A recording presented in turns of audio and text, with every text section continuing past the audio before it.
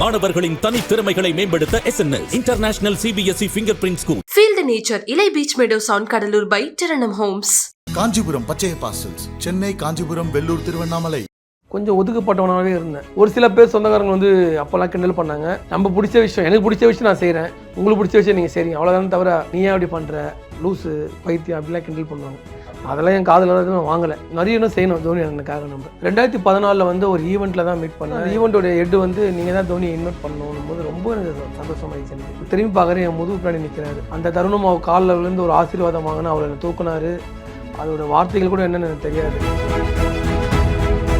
பர்சனலாக பேசுவார். எப்படி இருக்கேன், ஃபேமிலி எப்படி இருக்கும், பொண்ணு எப்படி இருக்குது, உங்களுக்கு டிக்கெட்லாம் எப்படி நான் கிடைக்குது, இப்போ எல்லாமே அதான் கேட்குறேன். உனக்கு மட்டும் எப்படி டிக்கெட் கிடைக்குது, ஒரு மட்டும் கிடைக்குதுன்னு. ஆனஸ்ட்டாக ஒன்று சொல்லணும்னா, நான் இந்த அளவுக்கு உயர்ந்ததுக்கு காரணம் CSK தோனி. 1.82 lakh கிட்ட ஆகிடுச்சு. 2 lakhs ஆகிடும். ஆமாம், 14 மேட்ச் பார்க்கறதுக்குமே டிக்கெட்டு, அக்காமடேஷன் கிட்ட ஒரு 2 lakh கிட்ட சொன்னாங்க. லாஸ்ட் 2 yearsக்கு முன்னாடி இருந்து எல்லா மேட்சுமே அவங்க தான் ஸ்பான்சர் பண்ணாங்க. அவரை பிடிக்க நிறைய விஷயங்கள் இருக்குது, இது ஒன்றுனா பிரிக்க முடியாது. அன்புக்கு வந்து ரீசன்லாம் இல்லை சார், ஏன் பிடிக்குதுன்னு அன்பு வச்சாச்சு, அவ்வளோதான். கூட ஒரு பிரச்சனை ஏதோ சண்டை போட்டு அடிச்சு, அது 2018 நடந்தது சார். அது சென்னையை தவிர்த்து என்னை யாருமே எங்கேயுமே எதுவுமே பண்ணதில்லை. அவ்வளோ மரியாதை மேலே இருக்குது. நம்ம ஊரில் நடந்தது தான் எனக்கு ரொம்ப கஷ்டமாகுது. இன்றைக்கி வரையுமே அந்த இயக்கத்தை சார்ந்தவங்க யாருமே என்கிட்ட மன்னிப்பு கூட கேட்கல. அது கருணா சார் அவங்களுடைய டீம் தான் அவங்க அடித்தாங்க. எல்லாருமே கேட்குறாங்க, எப்போ நீங்கள் வந்து தோனி ரிட்டைர்மெண்ட் ஆனால் விட்டு விடுங்களான்னு. ஒரே ஒரு சிம்பிள் தான், என் இதய துடிப்பு என்றைக்கு நிற்குதோ அன்றைக்கி தான் நான் ஷேர் பண்ணுறதை விடுவேன். தோனிக்காக பண்ணுறோம்ல சார். ஒரு ஃபேன் என்ன தோணுதுன்னா, எனக்கு ஓகே போதும், ரெஸ்ட் எடுத்துக்கலாம், அவர் நிறைய பண்ணிட்டார், அவர் மீட் பண்ணோட தான் சொல்லுவேன், போதும் தலைவா கொஞ்சம் ஓய்வு எடுத்துக்கோங்க, அவ்வளோதான். பொதுவாக சரவணன் அண்ணா யார், அவர் என்ன பண்ணிட்டு இருக்காரு? இல்லை, ஆக்சுவலாக வந்து சரவணன் வந்து ஒரு 10th முடித்து ஒரு ஆஃபீஸில் வந்து போய் ஒரு ஆஃபீஸ் பாயாக போய் ஜாயின் பண்ணி, அதே தொழிலில் அப்படியே வந்து வேறு கம்பெனி ஜாயின் பண்ணி, அதே கம்பெனியில் கண்டினியூவாக ஒரு 14 வருஷம் வேலை செஞ்சுருக்கேன்.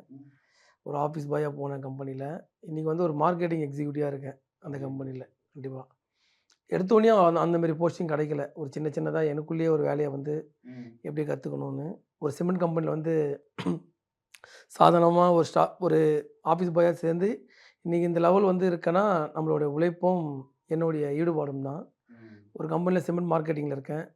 அதை தாண்டி ஒரு நடுத்தர குடும்பம், அப்பா ஆட்டோ டிரைவர், அம்மா ஹவுஸ் ஒய்ஃபு, என்னோடய ஒய்ஃபும் ஹவுஸ் ஒய்ஃபு. எனக்கு ஒரு டாட்டர் இருக்கா. டாட்டர் வந்து 7 வயசு முடிஞ்சிச்சு. 7 வயசு முடிஞ்சிச்சு. ஓகே, இதுதான் நார்மல் சரவணன். இதை தாண்டி மேட்ச்சு, இது ரெண்டுமே பேலன்ஸ் பண்ணுறேன் இப்போ லைஃப்பில். நிறைய விஷயங்கள் இருக்குது. ஆனால் இந்த CSK தோனி இதெல்லாம் வரத்துக்கு முன்னாடி இருந்த ஒரு சரவணன் வேறு, இப்போ இருக்கிற சரவணன் வேறு. எப்போ நான் உங்களுக்கு இந்த கிரிக்கெட் மேலே இன்ட்ரெஸ்ட் வந்துச்சு, எப்போ இதை ஸ்டார்ட் பண்ணி? ஸ்போர்ட்ஸ் மேலே வந்து சின்ன வயசுலேருந்து ஒரு ஈடுபாடு. 1996 சச்சின் அவர்கள் மூலிமா தான் கிரிக்கெட்டே பார்க்க ஆரம்பித்தோம் எல்லாருமே. நீங்கள், நான், எல்லாருமே அந்த கிரிக்கெட்டை பார்க்க ஆரம்பிச்சு நம்மளும் விளையாடணும்னு ஒரு ஆசை இருக்கும். அதுக்கான வாய்ப்புகள் எனக்கு கிடைக்கவே இல்லை. விளையாடுறதுக்கு எங்கேயுமே சேர்த்துக்க மாட்டாங்க. கொஞ்சம் ஒதுக்கப்பட்டவனாகவே இருந்தேன். அதனால் எனக்கு ஸ்போர்ட்ஸோட ஈடுபாடு ரொம்ப அதிகமாகிடுச்சு எனக்கு. அதுக்கப்புறமா டே பை டே மேட்ச்லாம் பார்க்க. இப்போ தான் டே நைட் மேட்ச், அப்போல்லாம் டே மேட்ச் தான். காலையில் 1 day ஆரம்பிக்கும், மதியானம் 2 மணிக்கு 3 மணிக்கெலாம் முடியும். டெஸ்ட் மேட்ச் வந்து ரொம்ப ரேராக நடக்கும். T20 வந்ததுலேருந்து புதுமையாக மாறிடுச்சு கிரிக்கெட்டு. 24 hours கிரிக்கெட் ஓடுற மாதிரி ஆயிடுச்சு. இன்றைக்கி 365 days கிரிக்கெட் இருக்குது. அதனால் இந்த கிரிக்கெட் பார்க்குறத விட விளாட்ணும் ஆர்வம் அந்தமாதிரி வந்தது. ஒரு கட்டத்தில் எனக்கு ஒரு விபத்து ஒன்று ஏற்பட்டு கிரிக்கெட்டே என்னை விட்டு போயிடுச்சு. ஸோ அதனால் கிரிக்கெட்டு பார்க்குறதான ஆர்வம் ரொம்ப அதிகமாகிடுச்சு. அப்படியே தோனி மேலே வந்து ஒரு மிகப்பெரிய ஈடுபாடும் வந்துச்சு. இப்போ நீங்கள் தோனி வெறியனா இருக்கீங்க, இது எத்தனை வருஷமாக பண்ணிட்டு இருக்கீங்க? நான் ஆக்சுவலாக வந்து CSK மேட்ச் வந்து சென்னையில் வந்து 2008 நான் 2008 IPL ஆரம்பிச்சதுலேருந்து ஒரு நார்மல் ஃபேன் தான். அப்போல்லாம் ஒரு வெறித்தனமான ரசிகர்லாம் கிடையாது. அது மேட்ச் பார்க்க ஒரு ஆர்வம் வந்து இந்த ஆக்ஷன் ஆனதுக்கு அப்புறமா வந்து ஒரு 2 years IPL என்னால் சரியாக பார்க்க முடியல. 2013 வந்து வேர்ல்டு கப் எடுத்துட்டு, 2011 வேர்ல்டு கப் தோனி அண்ணன் எடுத்துட்டு 2013 அப்புறம் நான் பார்க்க போகிறேன், அதாவது மேட்ச் பார்க்கணுன்னு. அப்போ ஃப்ரெண்ட்ஸ் எல்லாமே நான் எடுத்த ஒரு முடிவு தான், இந்த மாதிரி பார்க்கணுன்னு, இந்த எல்லோ பெயிண்ட் அடிச்சு மேட்ச் பார்க்கணுன்னு. பட் ஆனால் இது இவ்வளோ நாள் கண்டினியூ ஆகும் நான் நினச்சி கூட பார்க்கல. ஹோப்ஃபுல்லி ஒரு 11 years. 11 years. ஆமாம், 11 வருஷமாக கண்டிப்பாக. எனக்கு நேற்று ஆரம்பித்த மாதிரி இது ஒரு 11 வருஷம் சும்மா சாதாரண விஷயமே கிடையாது. எது பண்ணாலும் நம்ம உண்மையாக பண்ணணும், அதுதான். அந்த அன்பு தான் வந்து இன்னி வரையுமே கொண்டு வந்திருக்குது. நிறைய இன்னும் செய்யணும் தோனி அண்ணனுக்காக நம்ம. ஃபர்ஸ்ட் டைம் டோனி அண்ணா மீட் பண்ண சொல்ல உங்களுக்கு எப்படி இருந்துச்சு? 2014 தான் ஃபஸ்ட் டைம் அவரை மீட் பண்ணுறேன். 2013 எவ்வளோ ட்ரை பண்ணேன். அப்போ அந்த அளவுக்கு அவரை ரீச் பண்ண முடியல. சரி ஆனால் அவர் வந்து ரொம்ப ப்ரைவேசியாக இருக்கார், நம்ம வந்து டிஸ்டர்ப் பண்ணக்கூடாதுன்னு முடிவு பண்ணியாச்சு. 2014 வந்து ஒரு ஈவெண்ட்டில் தான் மீட் பண்ணேன், ஏர்செல் ஈவெண்ட்டு. கூப்பிட்டுருந்தாங்களா ஆமாம், உங்களை? சிஎஸ்கே தான் அரேஞ்ச் பண்ணாங்க. அது Okay. சிஎஸ்கே மேனேஜ்மெண்ட் மூலமாக தான் அரேஞ்ச் பண்ணாங்க. ஆனால் தோனி அண்ணனை பார்க்கறதுக்காக எனக்கு தெரியாது. ஒரு ஈவெண்ட் ஒன்று இருக்குது, நீங்கள் வாங்கன்னு. அது பெங்களூரில் நடந்தது. அந்த ஈவெண்ட் பண்ணும்போது அந்த ஈவெண்ட்டோட ஹெட் வந்து நீங்கள் தான் தோனியை இன்வைட் பண்ணணும் போது ரொம்ப எனக்கு சந்தோஷமாயிடுச்சு. எனக்கு சடனாக அவர் இன்வைட் பண்ணலான்னு போகும்போது திரும்பி பார்க்குறேன், என் முதுகு பின்னாடி நிற்கிறாரு. அந்த தருணம் அவர் காலில் விழுந்து ஒரு ஆசீர்வாதம் வாங்கினா, அவர் என்னை தூக்குனாரு. அதோட வார்த்தைகள் கூட என்னன்னு எனக்கு தெரியாது. அவர்கிட்ட அன்றைக்கி வாங்கின அந்த பிளெஸிங் தான் எனக்கு இன்றைக்கி வரையுமே ஒரு வேறு லெவல் டிரான்ஸ்பர் சொல்லலாம். நம்ம அந்த மாதிரி ஆயிடுச்சு. அது மறக்க முடியாத ஒரு தருணம் 2014. எதனா பேசினாரா? என்ன இல்லை, சொன்னாரு? அவர் எப்போவுமே நிறைய வாட்டி நான் மீட் பண்ணிட்டேன். ஸ்டில் டேட் இன்றைக்கி வரையுமே நிறைய வாட்டி நான் மீட் பண்ணிட்டேன். பர்சனலாக பேசுவார். எப்படி இருக்கேன், ஃபேமிலி எப்படி இருக்கு, உன் பொண்ணு எப்படி இருக்குது, அப்படிலாம் கேட்பாரு. அதெல்லாம் அவர் ரொம்ப கேர் பண்ணுவார். அவர் மட்டும் கிடையாது, அவரை சார்ந்த எல்லாருமே, அவருடைய ஃப்ரெண்ட்ஸு, அவருடைய மேனேஜரு, இந்தமாரி எல்லாருமே வந்து எப்பவுமே ஒரு பர்சனலாக பேசுவாங்க. அப்படி கேட்க போகும்போது தான் இன்னும் அன்புகள் ரொம்ப அதிகமாகுது அவர் மேலே. ச்சே, இவருக்காக என்ன வேணா ஆமா. பண்ணலாம் அப்படின்னு. இப்போ நீங்க சொல்றதே பாத்தீங்கன்னா தோனி அண்ணன் தான் ஆமாம், சொல்றீங்க. அது ஆயிடுச்சு. அது எங்கள் அண்ணன் தான் அவர். உங்களுக்கு டிக்கெட்லாம் எப்படி நான் கிடைக்குது? இல்லைப்பா, இப்போ எல்லாமே அதான் கேட்குறாங்க, உனக்கு மட்டும் எப்படி டிக்கெட் கிடைக்குது, உனக்கு மட்டும் கிடைக்குதுன்னு. ஆனஸ்ட்டாக ஒன்று சொல்லணும்னா, நான் இந்த அளவுக்கு உயர்ந்ததுக்கு காரணம் சிஎஸ்கே, தோனி. இந்த ரெண்டுமே தான். லாஸ்ட் 2 இயர்ஸாக வந்து எனக்கு சோஷியல் மீடியா கேம்பெயின், நிறைய ஆடு, நிறைய விஷயங்கள் பண்ணேன். அது மூலிமா நிறைய இன்கம் வந்தது எனக்கு. அந்த நமக்கு ஒரு கிரிக்கெட் மூலியமா ஒரு இன்கம் வருதுன்னா, அந்த பணத்தை கிரிக்கெட்டுக்காகவே செலவு பண்ணணும். லாஸ்ட் 2 இயர்ஸாக வந்து நான் சம்பாதிக்கிற பணத்துலேருந்து தான் நான் ஃபுல் மேட்சுமே நான் பார்க்குறேன். டிக்கெட் நான் தான் புக் பண்ணி பார்க்குறேனே லாஸ்ட் 2 வருஷமாகவே.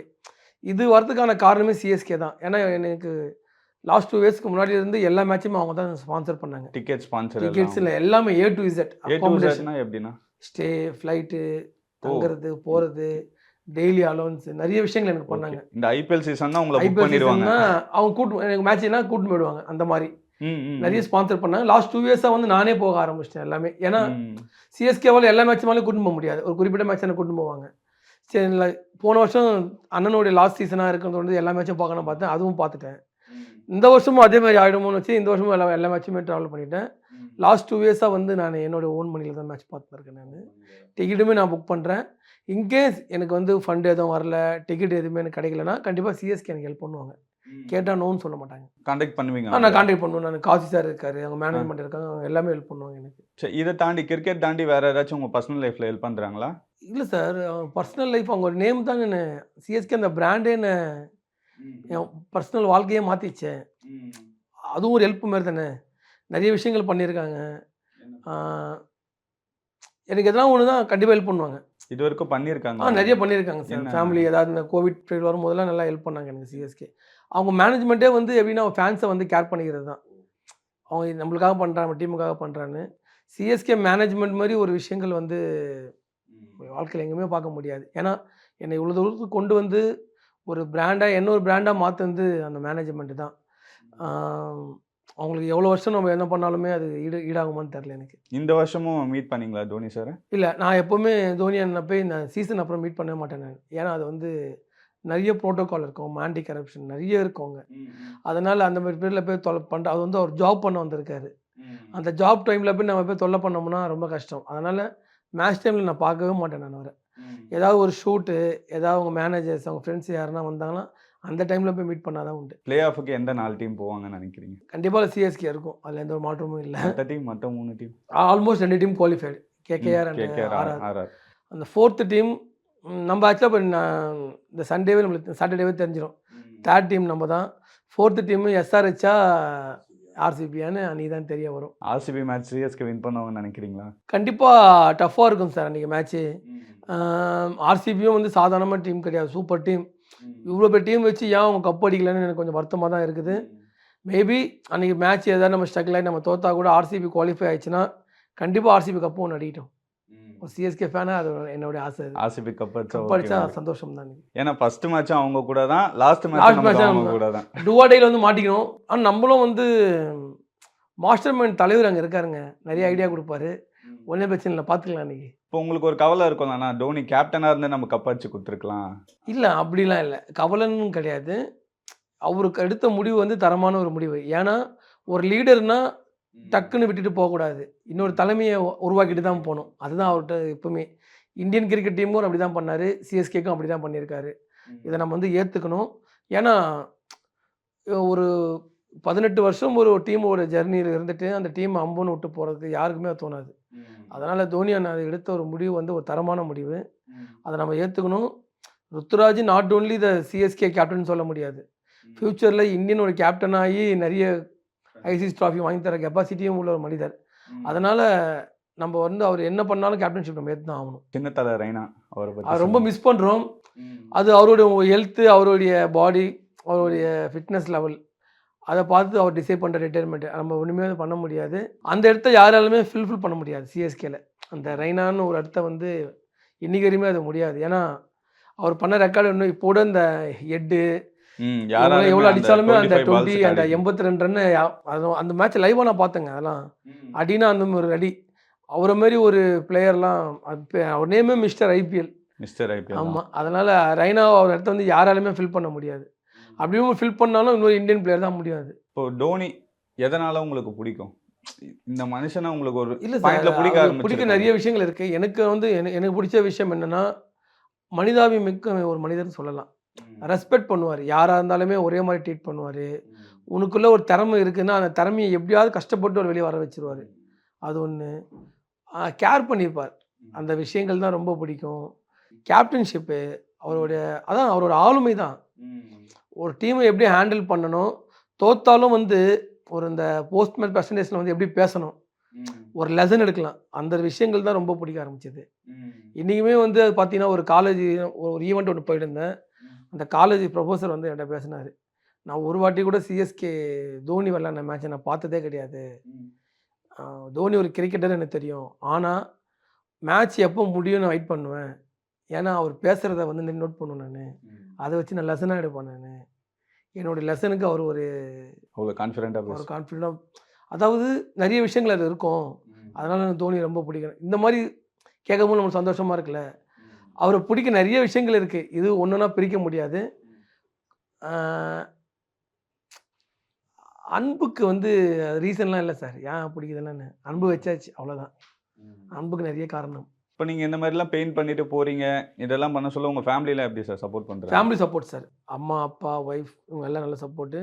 ஒரு சில பேர் சொந்தக்காரங்க வந்து அப்போலாம் கிண்டல் பண்ணாங்க. கிண்டல் பண்ணுவாங்க. இப்போ வந்து ஓகே. இப்போ கொஞ்சம் வளர்ந்துட்டோம்ல. அதனால கொஞ்சம் சப்போர்ட்டு. ம். யாருமே வந்து டிமோட்டிவேட் நம்ம பண்ணக்கூடாது. நம்மளால முடிஞ்சா உதவி செய்யணும், இல்ல விலகிட்டு போயிடணும் அவ்வளோதான். நம்ம பிடிச்ச விஷயம் எனக்கு பிடிச்ச விஷயம் நான் செய்றேன். உங்களுக்கு பிடிச்ச விஷயம் நீங்க செய்றீங்க. அவ்வளோதானே தவிர, அது அப்படிதான் பார்க்கணுமே தவிர, நீ ஏன் அப்படி பண்ற? லூசு, பைத்தியம் அப்படிலாம் கிண்டல் பண்ணுவாங்க. அதெல்லாம் என் காதுல எதுவும் வாங்கல. வாங்காதது தான் நான் இந்த லெவல்ல 11 வருஷம் இருக்க சொல்ல உங்களுக்கு ஒரு இப்போ ஒரு மெச்சூரிட்டி இருக்கும். அப்போ நீங்க இந்த 2013ல ஸ்டார்ட் பண்ண சொல்ல ரொம்ப இதுவா பேசியிருப்பாங்க. அது ரொம்ப நிறைய அதெல்லாம் கண்டுக்கிறதே இல்ல. கண்ட்ரோல் ஆல் டெலீட் அவ்வளோதான் முடிஞ்சிச்சு. அப்போ ஃபீல் பண்ணியிருப்பீங்களாண்ணா? ஃபீல் பண்ணதே இல்ல சார் நானு. ஏன்னா எனக்கு பிடிச்ச விஷயம் நான் செய்றேன். இதுல என்ன ஃபீலிங்? இன்னி கூட ஏதாவது ஒரு டீம் ஏதாவது ஒரு வீடியோ போட்டா கூட கீழ 4, 5 கமெண்ட் வந்து ரொம்ப இதுவா தான் இருக்கும். அத வந்து அவ்வளோ விஷயமா கண்டுக்கிறது கிடையாது. அது ஏன்னா அது கேட்கறது நம்ம பசங்க தான் கேட்பானுங்க. அந்த பசங்க சென்னையில தான் இருப்பானுங்க. தமிழ்நாடு பசங்க தான் இருப்பாங்க. புரிய வைக்க முடியாது. அவ்வளோதான் அவங்களுடைய புத்தியும் என்னோட புத்தியும் அவ்வளோதான். இப்போ நீங்க இதுக்காக போக சொல்ல நடுவுல கூட ஒரு பிரச்சனை ஏதோ சண்டை போட்டு அடிச்சாங்க. அது 2018ல நடந்தது சார் அது. இப்போ ட்ரெண்ட் ஆயினுக்குது அந்த விஷயம். ம்.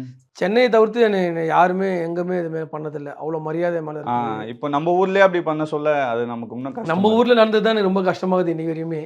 மற்ற ஊர்லலாம் ஒரு நாள் மேட்ச் என் கூட வந்து பாருங்க என் மேலே எவ்வளோ ரெஸ்பெக்ட் வச்சுக்கிறாங்க. தோனி அண்ணன் மேலே எவ்வளோ ரெஸ்பெக்ட் வச்சுக்கிறாங்க. வீட்டுக்கெல்லாம் இன்வைட் பண்ணுவாங்க. அவங்க செக்யூட் பண்ணி எனக்கு கிரவுண்ட் உள்ள கூட்டிட்டு போவாங்க. அந்த அளவுக்குலாம் ஃபேன்ஸ் வெளியே வந்து அவ்வளோ மரியாதை. ஒரு ஆர்சிபி ஃபேனாக இருக்கட்டும், மும்பை ஃபேனாக இருக்கட்டும், அந்த அளவுக்கு மதிப்பாங்க என்ன. இது எதனால நடந்துச்சு? அன்னைக்கு என்ன ஆச்சு? ஆக்சுவலாக அது இந்த காவிரி மேலாண்மை இஷ்யூ ஏதோ ஒன்று இந்த கேஸ் இஷ்யூ வந்தபோது ஐபிஎல் நடக்கக்கூடாதுன்னு சொல்லி சில கட்சிகள் வந்து போராட்டம் பண்ணாங்க. அவங்களுடைய போராட்டம் வந்து அதாவது அது கரெக்ட். அவங்க கேட்டதான உண்மை கரெக்டு. ஆனால் அது வந்து அடிக்கிறது வந்து ஒரு அதுக்கும் உங்களுக்கு எந்த சம்பந்தமா இல்லையே. என்னை தடுத்து நிறுத்தலாம். அந்த உரிமை அவங்களுக்கு இருக்குது. ஏன்னா நானும் ஒரு தமிழ்நாட்டில் பிறந்தவங்க தான், நீங்களும் தமிழ்நாட்டில் பிறந்தவங்க தான். என்னை தடுத்து நிறுத்தலாம். ஆனால் அந்த அடிக்கிறது அது வந்து ஒரு தவறான செயல். இன்னைக்கு வரையுமே அந்த இயக்கத்தை சார்ந்தவங்க யாருமே என்கிட்ட மன்னிப்பு கூட கேட்கல. அது கருணாஸ் சார் அவங்களுடைய டீம் தான் அவங்க அடித்தாங்க. அது ரொம்ப ஒரு தவறான ஒரு விஷயம். அந்த மாதிரி பண்ணாதீங்க என்றைக்குமே. கிரிக்கெட்ல பாலிடிக்ஸ் கொண்டு ஆமாம். வராங்க. கிரிக்கெட்டில் அரசியல் வேணாம். ஏன்னா கிரிக்கெட்டால் ஒரு எந்த ஒரு ஜாதி மதம் எந்த ஒரு மொழின்னு தெரியாமல் நாங்கள் மாட்டுன்னு ஒரு யூனிக்காக நாங்கள் வாழ்ந்துன்னு இருக்கோம். எங்களுக்குள்ளே எந்த ஒரு வேறுபாடுமே இல்லை. ஆனால் நீங்கள் அதுக்குள்ள அரசியலை கொண்டு வந்து திணிக்க வேணாம், அவ்வளோதான் நான் சொல்ல முடியும். சார் தோனியோட இதெல்லாம் லாஸ்ட் சீசன் சொல்றாங்க, அது எப்படி நான் யாருமே சொல்லலை சார், மீடியா மட்டும் தான் சொல்லிருக்காங்க. ஆனால் அது அவர் இன்னும் முடிவே பண்ணலை. அவரோட ஃபிட்னஸ் லெவல், அவருடைய ஹெல்த் கான்ஷியஸ் எல்லாமே அவர் கையில் தான் இருக்குது. அவர் முடிவு பண்ணுறது தான். இப்போ பேசும்போது கூட அவர் ஃபிட் இல்லை, அவர் தோணுச்சுன்னா அவர் தான் பண்ணுவார். அதை நம்ம யாருமே பண்ணுறதில்ல. கடைசி சீசனாக இருந்தாலும் நம்ம ஏற்றுக்கின்னு தான் ஆகணும். ஓய்வு என்பது மனிதன் கண்டிப்பாக தேவை. என்ன கொஞ்சம் கஷ்டமாக இருக்கும் பார்த்துவோம். அது அந்த கெப்பாசிட்டி எங்களுக்கு தோனி கொடுத்துருக்காரு, எந்த அளவுக்கு பழகிக்கணும்னு. இப்போ 11 வருஷமா நீங்க பார்த்துட்டு இருக்கீங்க, எப்போ ஐபிஎல் வரும், ஏப்ரல் மார்ச் எப்போ வரும் அப்படின்னு பார்த்துட்டு இருப்பீங்க. இப்போ அப்படி இல்லைன்னா எப்படி என்ன பண்ணுவீங்கன்னு? இல்லை, தோனிக்காக எப்பவுமே எனக்கு சப்போர்ட் இருக்கும். நான் இன்றைக்குமே வந்து தோனி அண்ணன் பேரை வச்சு சிஎஸ்கே மேட்சஸ் மட்டும் கிடையாது, இந்தியா விளையாடுற மேட்ச்சு, கிரிக்கெட் எங்கெல்லாம் வேர்ல்டு முழுக்க நடக்குதோ ஒரு தோனி ஃபேனாக ஃபுல் அண்ட் ஃபுல் நான் ஒரு ட்ராவல் பண்ணி மேட்ச் பார்க்க போகிறேன். 2024 ஒரு பிளான் நான் வச்சுருக்கேன். எல்லாருமே கேட்குறாங்க எப்போ நீங்கள் வந்து தோனி ரிட்டைர்மெண்ட் ஆனால் விட்டுவிடுங்களான்னு. ஒரே ஒரு சிம்பிள் தான், என் இதய துடிப்பு என்னைக்கு நிற்குதோ அன்றைக்கி தான் நான் சேர் பண்ணுறதை விடுவேன், அவ்வளோதான். அது வரைக்கும் தோனி சிஎஸ்கே டீம் இந்தியான்னு சேர் பண்ணி தான் இருப்பேன் நான். ஸோ இதுக்காக எவ்வளோ நான் செலவு பண்ணுறீங்க இந்த 2 மாதம் ஐபிஎல்? இல்லை சார், அது நிறைய எக்ஸ்பென்ஸ் ஆகும், அதுக்கேற்ற ஒரு சில இன்கம்லாம் வருது. அதை வச்சு நான் அதான் கிரிக்கெட் மூலிமா எனக்கு ஒரு இன்கம் வருதுன்னா அந்த பணம் ஃபுல்லாகவே கிரிக்கெட்டுக்கு செலவு பண்ணிடணும். என் ஃபேமிலிக்குமே கொஞ்சம் அதை யூஸ் பண்ணிக்கிறேன். ஓகே, இந்த லைஃப் போதும். மேபி எனக்கு எதாவது கிடைக்கலாம் கூட சில பேர் ஸ்பான்சர் பண்ண ரெடியாக இருக்காங்க. ரெடியாக இருக்காங்க. சிஎஸ்கே டீமே தான் ரெடியாக இருக்காங்க. எனக்கும் நீங்கள் பர்சனலாக எவ்வளோ செலவு ஆகுது? எவ்வளோ ஆகிடும் சார். ஒரு சீசன் வந்து எப்படியோ எனக்கு வந்து ஒரு 1.8-2 lakh கிட்ட ஆகிடும் சார். 2 lakhs ஆகிடும். ஆமாம், 14 மேட்ச் பார்க்குறதுக்குமே டிக்கெட்டு அக்காமடேஷன் கிட்ட ஒரு 2 lakh கிட்ட செலவாகிடும் சார். ஏன்னா நீங்களே கஷ்டப்படுற ஃபேமிலி நார்மல்னு சொல்கிறீங்க, ஆனால் இதுக்காக இதை பண்ணணும்னு அவசியமானா? இதுதான் என்னுடைய வாழ்க்கைன்னு ஆயிடுச்சு. ஓகேங்களா, எனக்கு ஜாப் ஒன்று இருக்குது, ஜாப்லேருந்து எனக்கு இன்கம் வருது. இப்போ இந்த மாதிரி ட்ராவல் பண்ணி போகிறத விட்டு எனக்கு ஒரு இது ஒரு போதை, எனக்கு ஒரு மைண்ட் ரிலாக்ஸு. தோனிக்காக பண்ணுறோம்ல சார், ஓகே. 2 lakhsன்றது ரொம்ப கம்மி தானேண்ணா, 14 மேட்ச். ஆமாம் சார், அது கம்மி தான். நான் வந்து ஒரு ஃபேன் தானே, ஒரு ஃபேனுக்கு என்ன தேவையோ அதை மட்டும் நான் செஞ்சுப்பேன். இப்போ இந்த மேட்ச்சுக்கு ஃப்ளைட்டில் போக முடியலன்னா ட்ரெயினில் போயிடுவேன். ஹோட்டல் கிடைக்கலன்னா சிம்பிளான ஹோட்டலில் போட்டுருவேன். டிக்கெட்டு அந்த பட்ஜெட்டுக்குள்ளே நான் வச்சுப்பேன், அதுக்கு மேலே நான் போக மாட்டேன். அதுக்கான இன்கம்மும் எனக்கு வந்துடும், அதை வச்சு நான் எனக்கு என்ன கிடைக்குதோ அதை வச்சு நான் பண்ண முடியும்.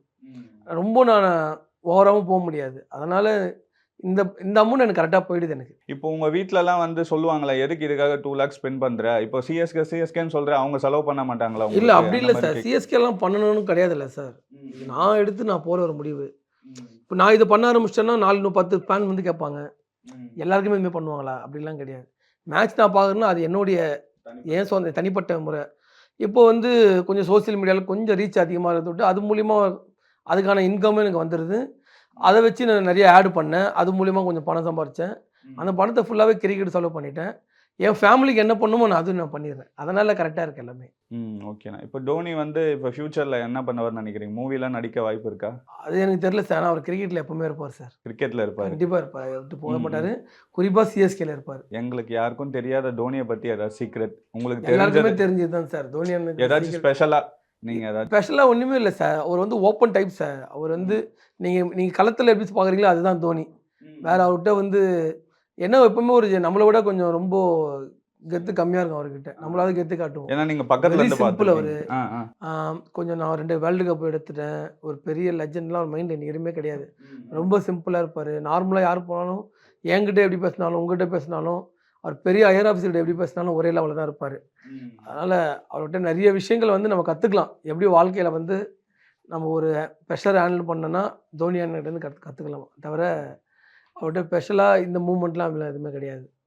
நான் என்ன பார்த்தனோ அதான் நீங்களும் பார்த்துருப்பீங்க, நீங்கள் என்ன பார்த்து பார்த்துருப்பீங்க, வேறு எதுவுமே இல்லை. சரி, ஐபிஎல் சிஎஸ்கே இதெல்லாம் இல்லைன்னா சரவணன் என்ன பண்ணுவார்? ஐபிஎல் சீசன் இதெல்லாம் இல்லைன்னா இல்லாத போது ஆஃபீஸ் வேலை பண்ணுவேன் சார்.